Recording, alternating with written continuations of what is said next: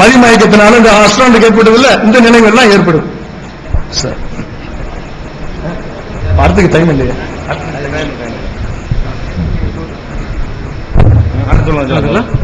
புதுசு வைக்க டைம். வணக்கம். அதாவது இவ்வளவு பெரிய நீண்ட ஒரு அறிவியல் விளக்கம், சரி, இவ்வளவு அறிவியல் விளக்கம் அதாவது மற்ற விஷயங்கள், அதாவது ஒரு கேள்விக்கு பதில் அதுக்கு நேரடியாக இருக்க வேண்டுமானால் அந்த கேள்விக்கு பதில் ஒரு கேள்வியாகவே இருக்கலாம். சாப்பிட்டியா அப்படின்னா ஏன் சாப்பிடணும் அப்படின்னு இது ஒரு கேள்விதான், இதுக்கு பதிலா வச்சுக்க கூடாது. அத அப்படி அந்த மாதிரி கேள்வி இருக்கு. அப்ப நீங்க அப்படி வரும்போது மற்ற விஷயங்களோட கம்பேர் பண்ணும்போது இன்னும் ஒரே விஷயத்தில் நிற்கிறீங்களே. சொர்க்கத்தில், அதாவது சொர்க்கத்தில் விஷயம் போனாலும் சொல்ற முரண்பாடுலாம் இருக்கும். சொர்க்கத்தில் குவளைகள் அடிக்க வைக்கப்பட்டிருக்கிறது அப்படின்னா அப்ப நேரடியாக அதை நீங்க எப்படி சொல்லுவீங்கன்னு எனக்கு தெரியல. குவளைகள் எப்படி போனுச்சு? அந்த குவளைகள் தலையணங்கள் அடிக்க வைக்கப்பட்டிருக்கும், குவளைகள் இருக்கும், இது வழங்கப்படும். அங்க யாரு ஒயின் தயாரிச்சா, அங்க யாரு திராட்சை மரம் நட்டா, அங்க 8 வாசல், எத்தனை ஏக்கர்ல கட்டினீங்க, யாரு போனா, எந்த கொத்தனார் வந்தாங்க, யாரு பிளான் போட்டா, அப்புறம் நீங்க நேரடியா புரிஞ்சுக்கணும். நேரடியா புரிஞ்சுக்கணும் அதுல உள்ள விளக்கத்தை அவங்க அதாவது அதுல உள்ள முழு விளக்கம் என்னன்னு பாத்தீங்கன்னா, அந்த நோக்கி போறவங்களை, அந்த மார்க்கத்தை நோக்கி போறவங்களுக்கு உள்ளத்தை விரிக்கின்றார், அந்த நோக்கத்தை, அந்த மார்க்கத்தை விட்டு விலகி போறவங்களுக்கு குற்ற உணர்ச்சியை ஏற்படுத்துகின்றார். அதைதான் நீங்க அப்படி புரிஞ்சுக்கணும். ஆனா மற்ற விஷயத்துல என்ன சொல்றீங்க, நீங்க அப்படி நேரடியா அர்த்தம் பண்ணக்கூடாது, இதை இதுக்கு அப்படி சொல்லியிருக்காங்க. இப்ப இந்த விஷயத்துல இப்ப உங்களுக்கெல்லாம் அந்த இதயம் சுருங்கணுங்கிறத நீங்க எப்படி உணர்றீங்க? நீங்க எல்லாரும் நிச்சயமா உணர்ந்திருப்பீங்க நம்புறேன். நீங்க யாரும் பறக்கல விமானத்துல, எல்லாரும் பறந்திருக்க மாட்டீங்க நம்பிக்கை இருக்கு. அதுலதான் சொல்றேன், நானும் அந்த உணர்வு இருக்கு. அப்ப எப்படி சுருங்குது? குற்ற உணர்ச்சியில இல்ல குதிக்கும் போதே சுருங்குறத வச்சுதான் சொல்லியிருக்காங்க. அது இவ்வளவு பெரிய அறிவியல் அதுல விளக்கம் இருக்கணுங்கிற அவசியம் இல்ல, அவ்வளவு பெரிய அறிவியல் அதுல இல்ல, சேர்த்துக்கிறாங்க. அந்த அறிவியலை புடிச்சு எடுத்துட்டு வராங்க. ஸ்டீபன் ஹாக்கின்ஸ் ஒரு விஷயத்தை கண்டுபிடிச்ச உடனே அங்கதான் ஸ்டீபன் ஹாக்கின்ஸ் அப்பதான் கடவுளை கண்டுபிடிச்சிருக்காங்க. அதை மட்டும்தான் வாதம். இப்ப அந்த மாதிரிதான் இன்னும் அறிவியலும் சேர்த்துக்கிட்டாங்க. அதுல உண்மையான அந்த இடத்துல இருக்கிற வசனத்தை மட்டும் வைத்து புரிந்து கொண்டால் உங்க குற்ற உணர்வு ஏற்படுத்துகிறான், அதுதான் உண்மை. அதை நீங்க படிச்சு பார்க்கணும். குற்ற உணர்வு ஏற்படுத்துகின்றான். வெளியில் போகும்போது அந்த மார்க்கத்துக்கு வரும்போது சந்தோஷமா இதயத்தை விரிக்கின்றான். உள்ளன்னா அப்ப உள்ள இருக்க தனியா அதை இதயத்தை கொடுக்கிறார். அப்படி நேரடியா புரிஞ்சுக்க முடியுமா? உள்ளன்னா எனக்கு சொல்றார், உள்ளம்னு தனியா இருக்கா, இதயம்னு ஒண்ணு இருக்கா? இதயம்னு இருக்கு. உள்ளத்தை விரிவடைகிறான்னு சொல்றாங்க. உள்ளம்னு என்ன இருக்கு? அப்ப அப்படியே போக முடியுமா அறிவியல்ல? அந்த மாதிரி விரிவடைகின்றான். என்னத்தை விரிவடைக்கிறாரு? நுரையீரல தான் விரிவடைக்க முடியும். உள்ளத்தை இதயம் வச்சுட்டா இதயத்தை விரிவடைய வைக்க முடியுமா? அப்படி நேரா உள்ள போனா அப்படிதான் வரும். அப்படி அதை எடுத்துக்க கூடாது. எங்க விஷயத்துல சொன்னாங்க அதை எப்படி புரிஞ்சுக்கணும் அப்படிங்கிற முரண்பாடு இருக்கு. அதனாலதான் நம்ம அதை மறுக்கிறோம்.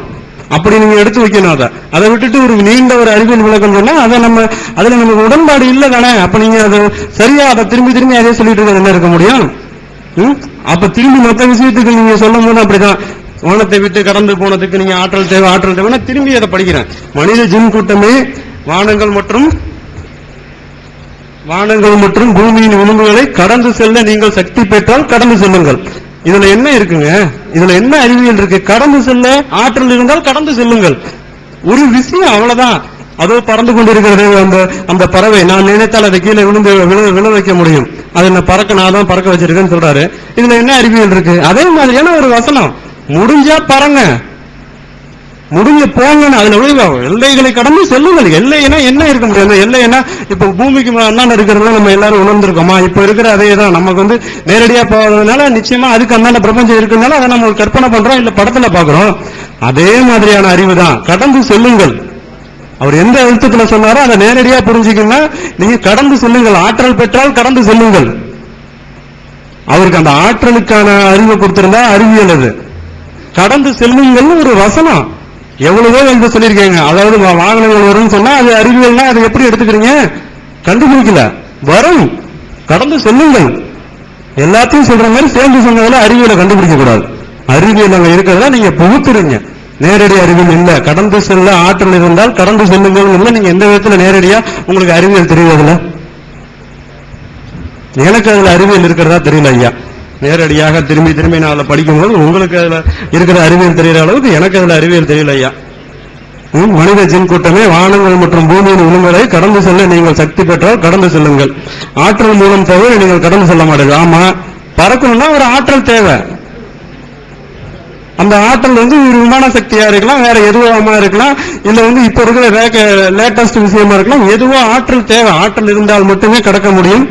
அந்த ஆற்றல் தான் அவர் வந்து அதை சாதாரணமா விஷயமா சொல்லியிருக்காரு. அந்த ஆற்றலுக்கு நான் எந்த விளக்கமும் கொடுக்கல. கடந்து செல்ல முடிந்தால் கடந்து செல்லுங்கள். இன்னும் நிறைய வசனங்கள் சொல்லிக்கிட்டே வராங்க. அதுல இதுவும் ஒண்ணு.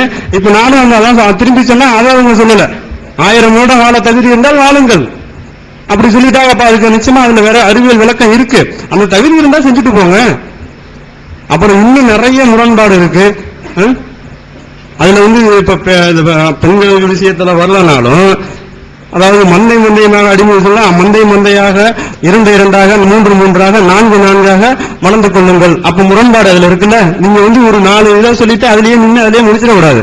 முரண்பாடுன்னா ஒட்டுமொத்த முரண்பாடுக்கும் பயிரணும். இதுல முரண்பாடு அதுல மறுத்துட்டோம்னா அடுத்த விஷயத்துக்கு வந்துருங்க.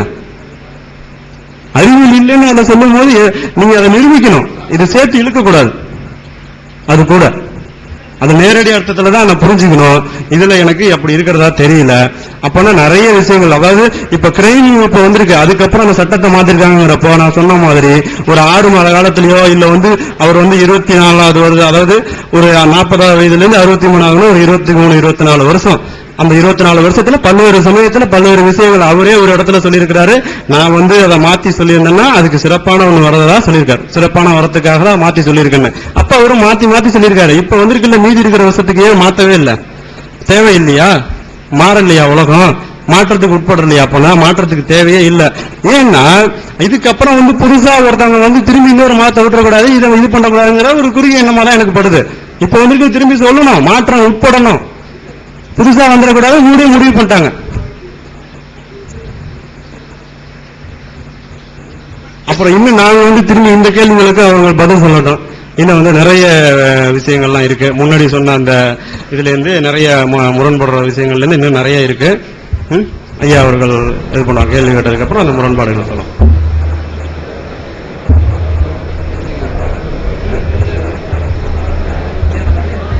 கொஞ்சம் அமைதியா இருங்களா? கசகசன்னு கேட்குது. காமராஜர் முதலமைச்சரா இருக்கும்போது கடலூர்ல ஒரு எம்எல்ஏ வந்து ஒரு போலீஸ்காரர் வீட்டுல வந்து கூட்டு போறாரு. அவர் மேல ஒரு பெட்டிஷன் ஒரு ஆள் கொடுத்துட்டாரு, கூட்டு போறாரு. அவர் என்ன சொல்றாரு தெரியுங்களா? நான் யாரு தெரியுமில்ல, நான் எம்எல்ஏ, நான் ஸ்டேஷனுக்கெல்லாம் வரமாட்டேங்கிறார். அப்ப போலீஸ்காரர் அவரை அடிச்சு இழுக்க பாக்குறாரு, அடிச்சிடறாரு. அடிச்ச உடனே போலீஸ்காரர் அடிக்கல, கையை பிடிச்சு இழுக்கிறார்.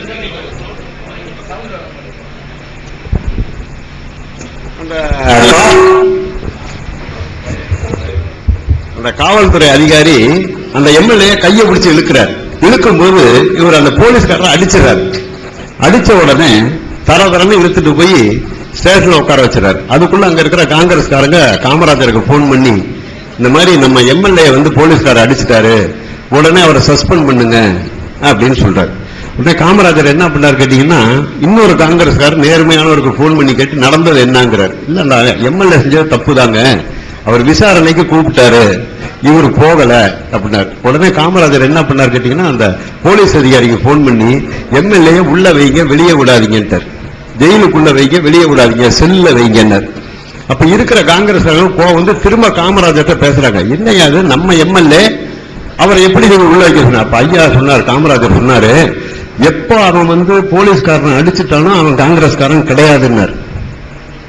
போலீஸ்காருக்கு நம்ம கட்டுப்படணும், ஏன்னா அது காவல்துறைக்கு சட்டம். அது நம்ம ஒரு தப்பு செய்யும் போது நம்மள கூப்பிட்டு விசாரிக்க அவங்களுக்கு உரிமை இருக்கு. தப்பு உண்மையா பொய்யா இப்ப இருக்கிற காவல்துறை எல்லாம் அப்ப கிடையாது, பொய் கேச போடுற காவல்துறை எல்லாம் அப்ப கிடையாது. அதனால சொல்றேன். அப்போ அது மாதிரி இப்ப ஐயா சொன்னாங்க, கிலோ கணக்குல தங்கம் கொடுத்தா நாத்திகன் கூட எந்த பொண்ணையும் கட்டிக்குவோம் அப்படின்னாங்க.